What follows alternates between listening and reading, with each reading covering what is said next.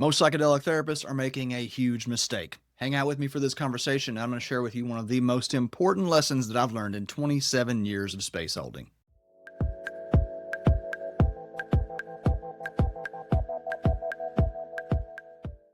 All right, so yes, I believe wholeheartedly that traditional psychedelic therapy is making a huge mistake. I believe actually they're making quite a few mistakes, but in this episode, we're just going to focus on one because it is the most important. It is the biggest mistake that is happening right now in the world of standard psychedelic therapy. Now, off the bat here, I got to say, starting now and probably a lot more coming up as this book of mine gets ready to publish, The Psychedelic Reformation, I am not anti-therapy.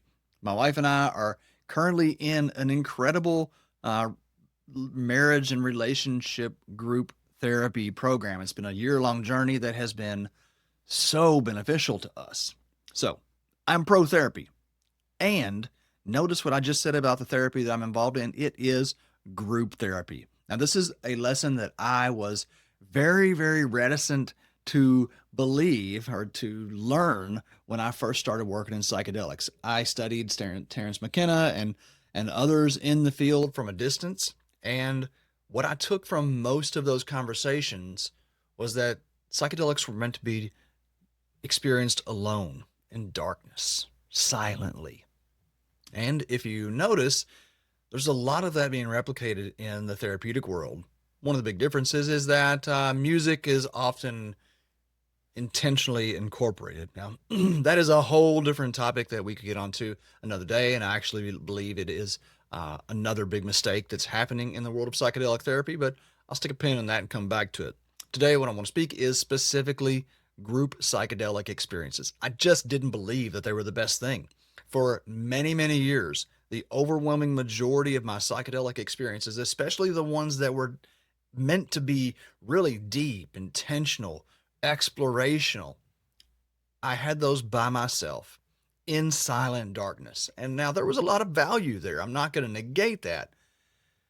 But what I found when I started hosting group ceremonies, particularly in Jamaica, was that once I got over the hurdle of being in a collective experience, there was so much more value to be had there. Now, I know you're probably thinking, if you've never had a group psychedelic experience, that there are so many factors at play here that can be really detrimental to the quality of your experience. The noises and complainings or the depth of experience that someone is having next to you, your ability to let go and not be thinking about what someone else is thinking about you in the experience. What about the times when you might need support and the space holders are helping someone else? Well, those are all valid questions. But there is a lesson that is inherent to the psychedelic experience that once you learn this and apply it, particularly in the group setting, you will get so much more out of your experience. Now, again, if you haven't ever had a group psychedelic experience, then you're not going to have much context with which to understand what I'm speaking to. I'm going to invite you just to remain curious, because our tendency is to believe that the way we think things are is the way that they are supposed to be. I have been and still am guilty of that. I remember when I first started doing the group ceremonies in Jamaica, and I went in there with this perspective that this is supposed to be a silent experience where everyone has their own private journey that is not encumbered or invaded upon by anyone else. And it would get under my skin when people would talk, when they get up and walk around, when they want to distract themselves. And I remember thinking to myself, probably for the first 3 or 4 retreats, these people do not understand how to work with psychedelics. You need to lay down. You need to be silent. You need to close your eyes, wear an eye mask, stop distracting yourself. Now, there's an element of truth to that. We absolutely can run from an experience or distract ourselves from an experience that is uncomfortable. And that's not a good idea. But even within that, as I started to apply the lesson, the teaching that I knew, but was not, through my ego, was not applying, everything began to shift. That lesson was letting go and allowing the process to unfold, to stop thinking that I knew how it was supposed to be. And once I did that, once I took that step back and adopted a more meta perspective, I began to see that there was an intelligence to this process that I could have never designed or predicted myself. One of the most outstanding examples of this was in probably the first group ceremony where I really let go. There was it was a group of only 5 people. It was one of the very early retreats that I did, and on this retreat there was an individual who he has passed on now. God rest his soul, John Evans, who was a childhood friend of mine. Now this individual, he aspired to be a stand-up comedian, and he had a very unique personality. He also struggled with or suffered from bipolar 2, and that was part of the reason why he came to the mushroom, was to try to find some balance in his inner world. Well, the very first session, we would do 3 sessions per week on these retreats, and in the very first session, I encouraged him and everyone else to go inward, be silent, do it the way that I thought it was supposed to be done. And for my friend John, that was all but impossible. And so the first ceremony, or first session, as I called them then, when he would get up and want to be talkative, or maybe had a potential to impact or influence the experience of someone next to him, I would bring him over to myself and encourage him to be quiet, or if he really needed to talk to me silently. And that was helpful. And it was also, I could feel that there was something that was being limited there. So on the second session, I decided that I was going to do what I knew in my heart I should do, which was to allow the process to unfold without trying to direct it myself. And what happened was one of the most joyful and beautiful experiences that I have still to this day, after 27 years in this work, witnessed. Now, it's probably going to sound completely absurd to you. It's still, to me, in reflection, you know, you often question your experiences. Did that really happen? Which we'll get to that, but that's another reason why the group experience can be so valuable. In this experience, just as it started, I can remember coming in from the sea, this laugh. It was just it sounds funny, but it just went ha ha, and everything was quiet except for that. And we're on this very small bay. The sea is to my left. I'm walking. I hear this laugh come in from the sea. I look around. Everybody's just laying there quietly. And over the next 40 to, 60 minutes, my friend John, this participant on our retreat, began to tell jokes.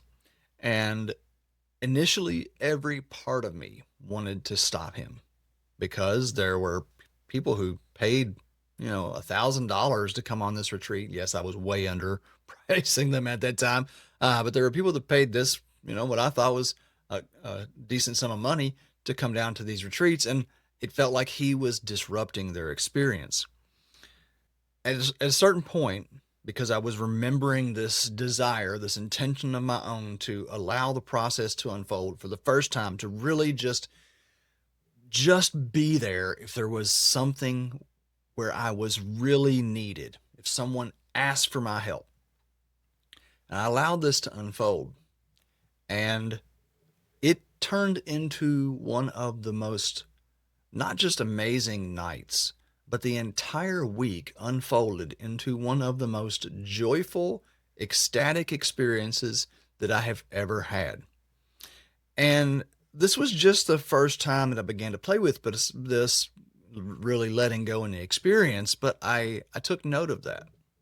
And so, because the retreats were pretty sporadic at that point, Michael Pollan's work was just being, I don't think his How to Change Your Mind had even been published yet. So everything was just very organic, and we didn't have a lot of retreats very regularly. So I didn't get a lot of opportunities initially to watch how this would unfold. But as they did come in, and we would have groups of 5, 7, 10, 15, I became more amazed by what happened when I got out of the way, when I stopped thinking that I knew how this should unfold, when I stopped applying this standard model, therapeutic model to the ceremonies or the sessions that I was holding. And what came out of these, I want to use the word synchronicity right now. It's maybe a little too early, but that is what I witnessed. What came out of these synchronous experiences was an intelligence, an awareness of consciousness that runs through everything, that is reflecting upon itself, that is speaking to itself through each other. People began to express clairvoyance. People began to provide spontaneous readings to other people's lives. Um, People began to speak to witnessing shared phenomena like orbs. Um, there were so many anomalies that came out of these experiences that they eventually became regularities.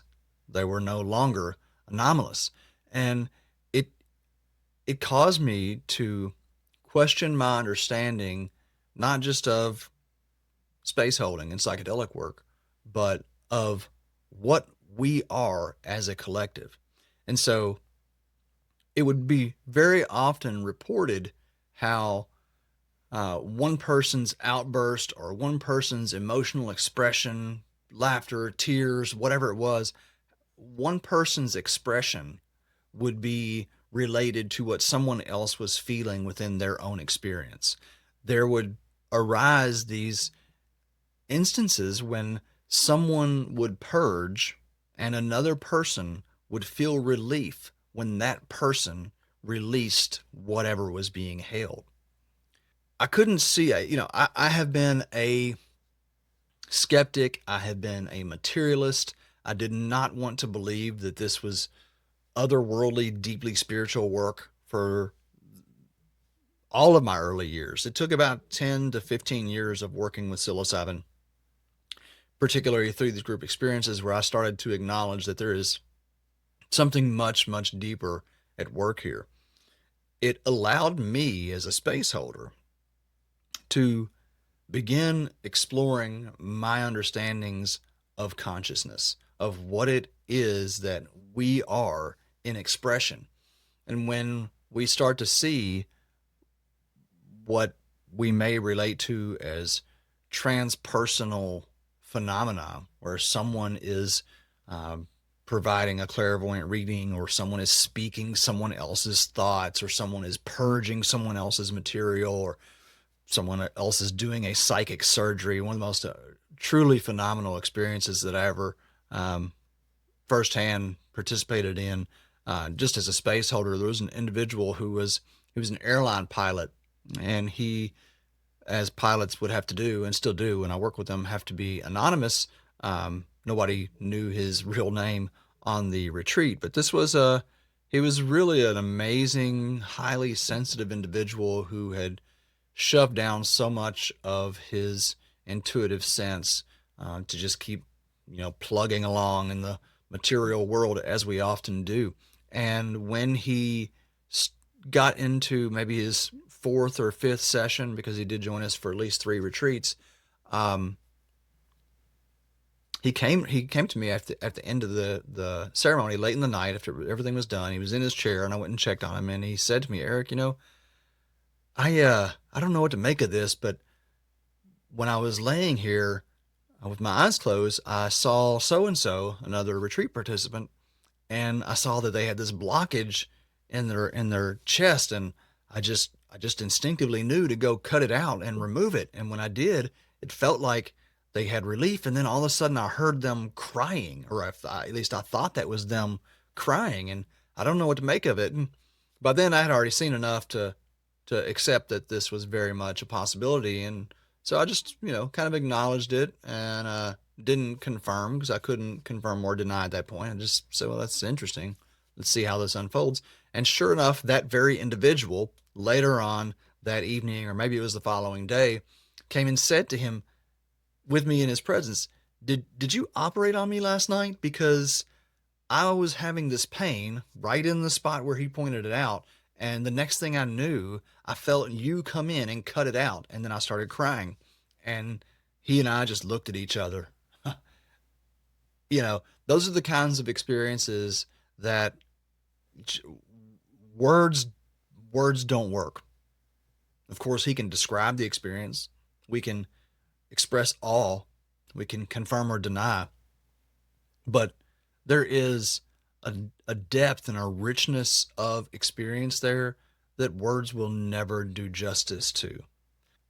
One another gosh, there have been, you all have been, I've been so blessed and so fortunate to be involved in so many of these experiences, and I'm very much looking forward to our next group ceremony that's happening at the end of this month.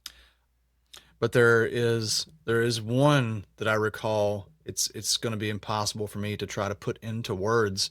But what happened in this experience was myself as a space holder, the group collectively, without anyone, there was no organization or planning to this, but there was a powerful message that was delivered to me through almost every person that was a part of this ceremony, to the point where it was so utterly obvious, and there were so many synchronicities that occurred, and so many um,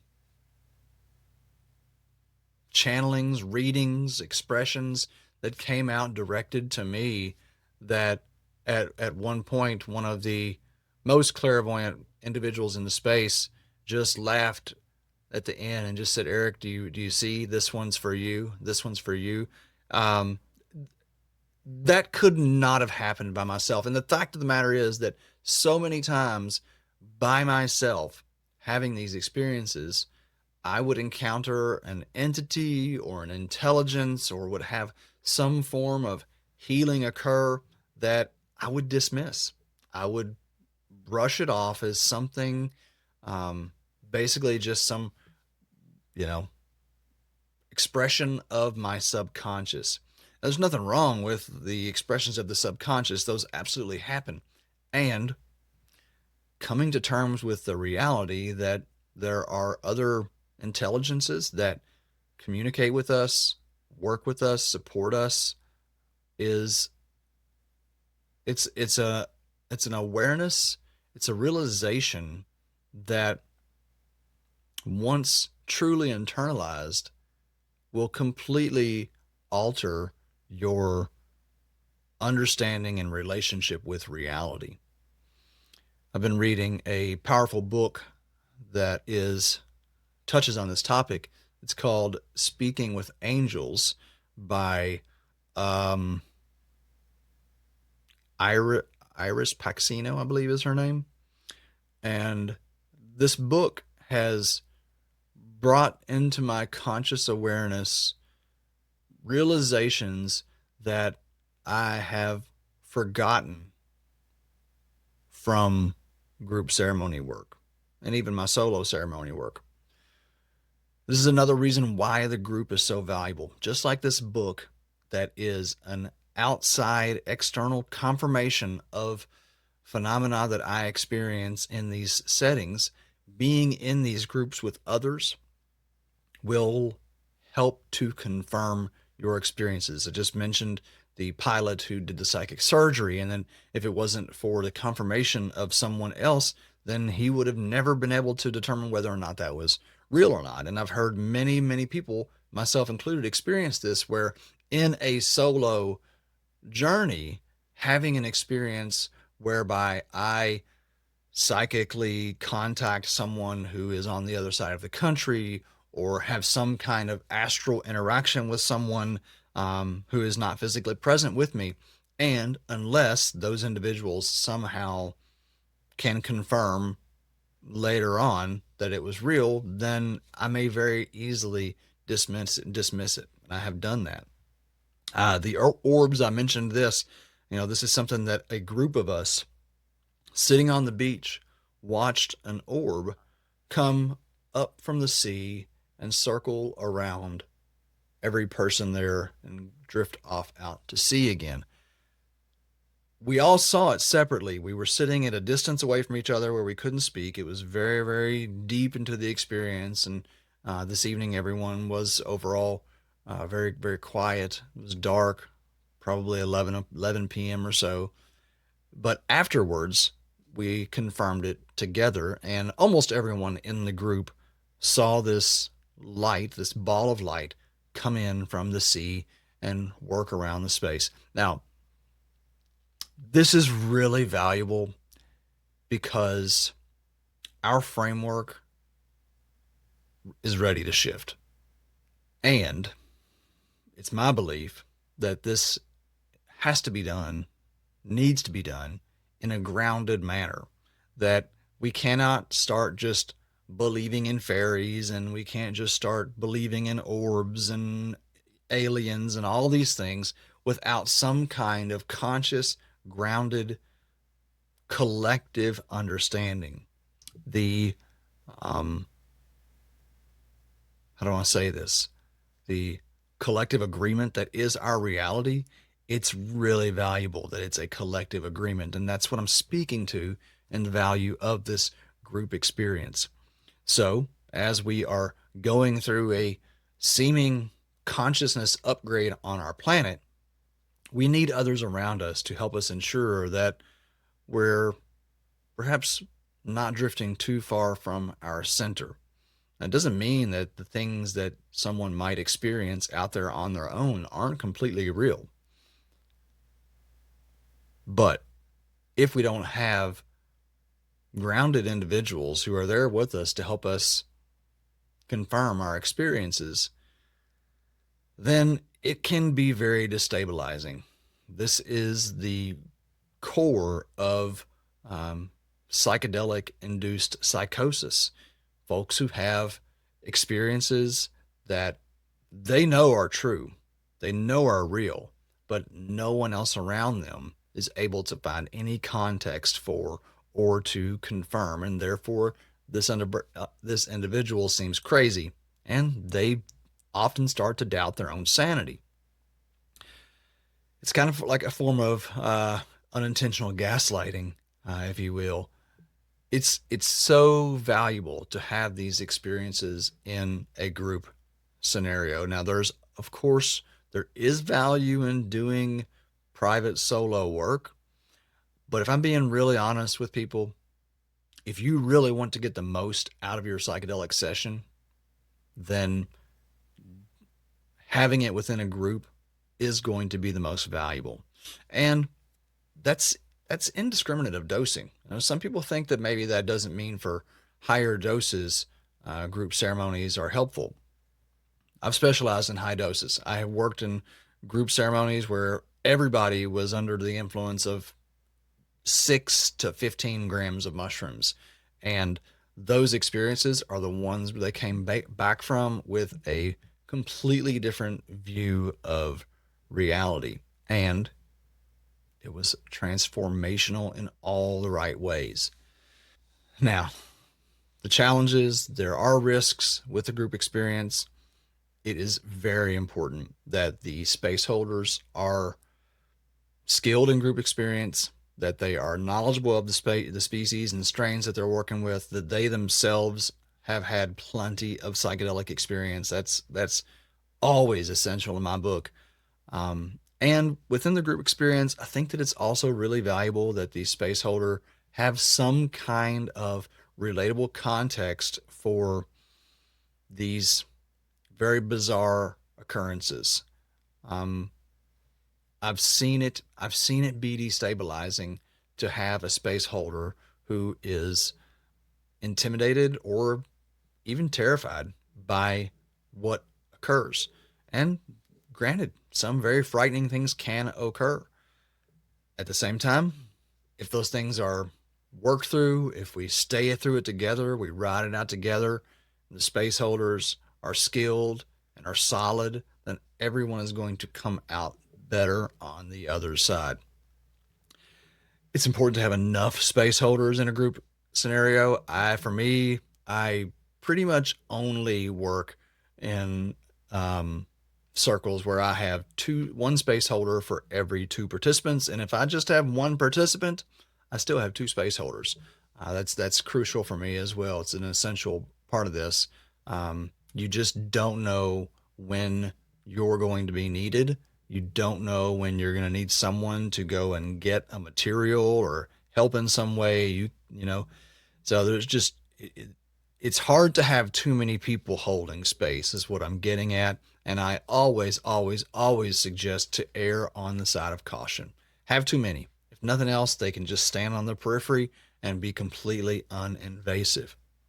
Another thing to consider with group ceremonies is the setting.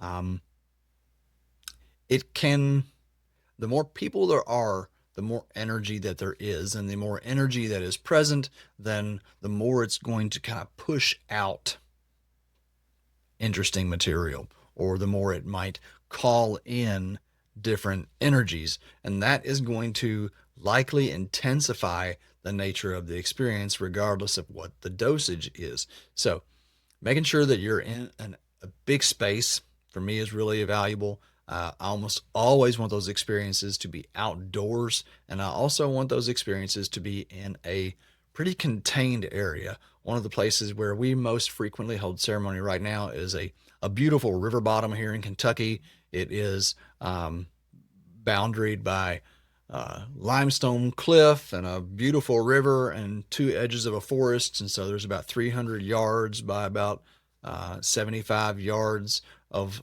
lawn space where people have to really spread out, be shaded under trees, and get space from each other, but are also contained and held nicely by the environment itself.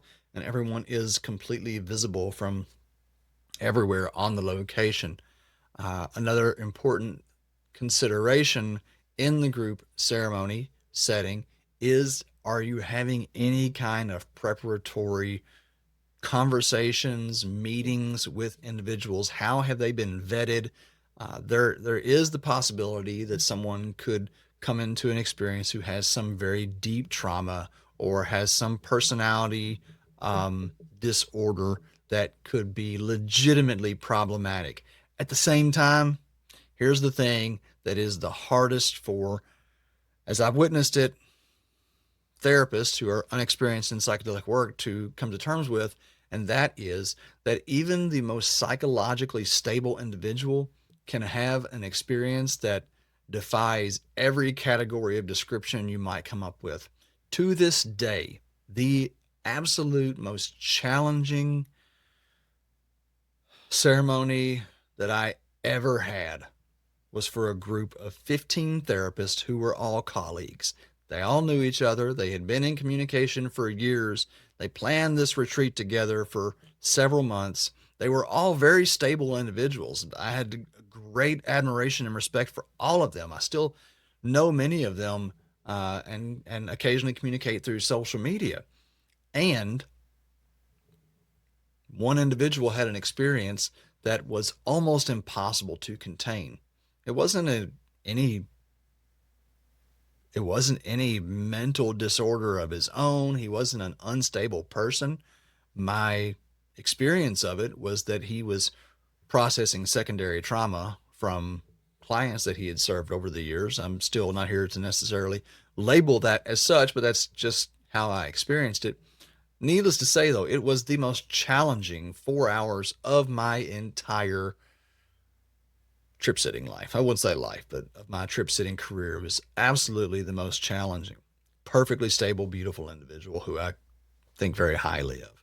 So, in that situation, my ability to help everyone around know that whatever happened, I was going to manage this situation was crucial to the stability of the group. It was crucial to the overall outcome of the experience.